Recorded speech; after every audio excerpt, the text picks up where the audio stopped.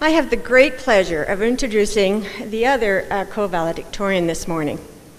I'm lucky enough to be a science teacher here at OHS, and even luckier that I've been working with Colin for the past 3 years. Colin's reputation preceded him, so I knew about his award-winning legendary science projects long before he ever showed up in my class.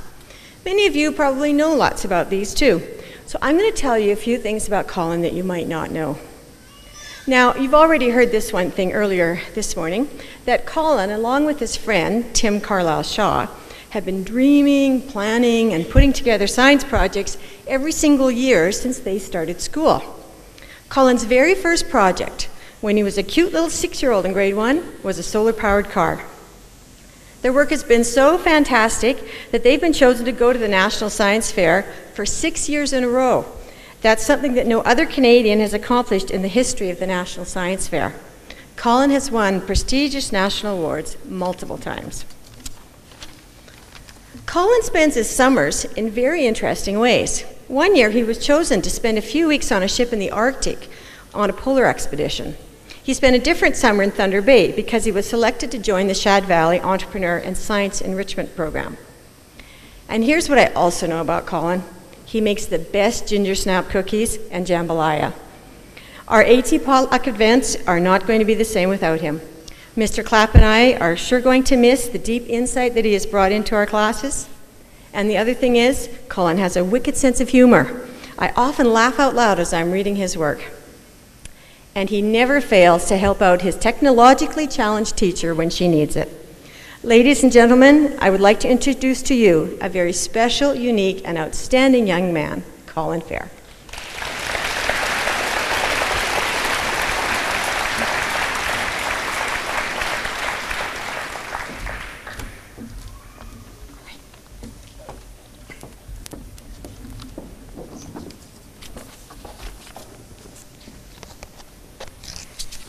So thanks, Mrs. Wallace, for the great introduction. And as for the leaving my hormones in the sound booth thing, it's a danger of texting in chem class.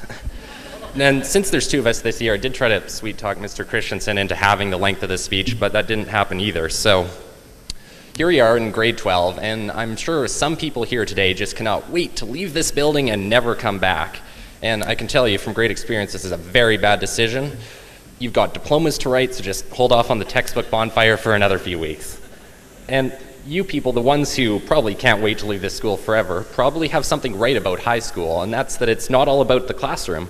I know teachers in the front row gasps of horror and indignation right now, but I think they all went to high school too, so I'm sure they'd agree that high school is about more than the classes you take or the grades you get. And sure, those things do determine where you end up later in life, but so do the other experiences you have along the way. And all the grads who walked across the stage today said what they plan to do later in life.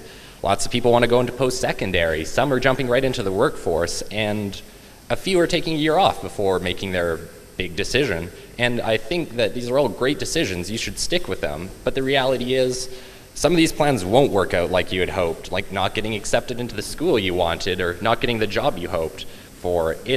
All of these could be major setbacks, but the thing is, it's the stuff they don't teach you in high school classes, the thing, the hobby you have or the talent that you'd never think of actually using in the real world that can be, or help you overcome these obstacles. They can even become your future. I know a number of people here who have discovered their passion for our drama program and the great drama club run by Miss West, shout out to her today, at OHS. And maybe it's something completely unrelated to school that's your passion. I know Calvin and Reed, the great talent they displayed with their, not sure if it's called a rock band or what genre of music that was, but it was great, whatever it was at the talent show. And I know someone here today who's going into being going into the rodeo circuit, and it's not something you find in your average university's view book pamphlet kind of thing. And people know Teresa got a mention earlier for her cars, but people who know her seemingly interminable issues with it, I'm sure she could just walk right into any mechanics today and get a job if being a veterinarian didn't work out. And Hannah and Madison were up here earlier presenting Mr. Christensen with his toms, but I'm sure as you're walking in you saw the great artwork they have, and just all around our school. We've got some great talent here, and I've just mentioned the names of some of the people in our grad class. There's so many more. And even if nobody here ends up becoming a rock star or, something like that, the experiences you've had and the friends you've met will never leave you. And I just spent most of my time saying that high school wasn't about the classroom. And, I believe that nobody here would be the same if it weren't for the teachers who guided or just pushed us in some cases through high school. And I hope it doesn't sound too odd saying this as a co-valedictorian, but I know that marks aren't everything and that teachers, they do exist to do more than make your life crazy. I hope all the grads here today are thankful for the huge effort that your teachers have put into educating you, and the care they have for your future is incredible.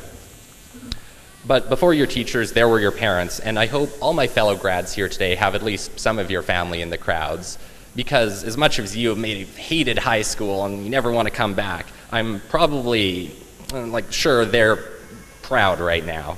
And Mr. Christensen said, well, actually, you never used that statistic about how almost 25% of people who enter in grade 1 never end up graduating. So I'll say that now. There's been studies or something like that. And whether high school is just a stepping stone to higher education or whether you're going into the real world, getting a job, you should all be very proud of this accomplishment.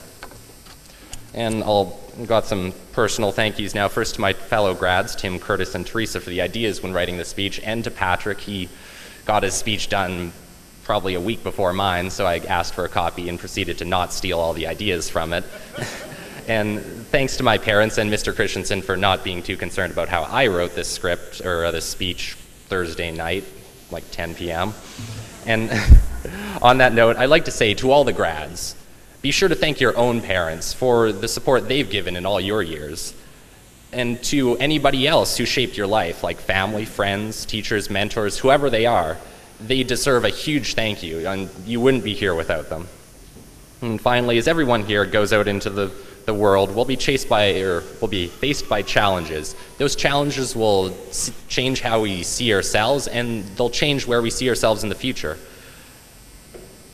And it probably won't be easy. And if you encounter problems, that's fine. So I hope everyone here remembers to draw on the experiences we've had in the last couple of years in high school, through our entire schooling experience, in and out of school, all the parties I missed, and remember to draw on those experiences when you're facing the challenges. Like, it's always good to have a plan, but it's even better to know when you should change it to adapt to whatever you're facing. So it's been a great honor to be co-valedictorian with my friend Patrick, who's now sitting down, so I can't point at him. But I'm thankful for the opportunity to speak to you today.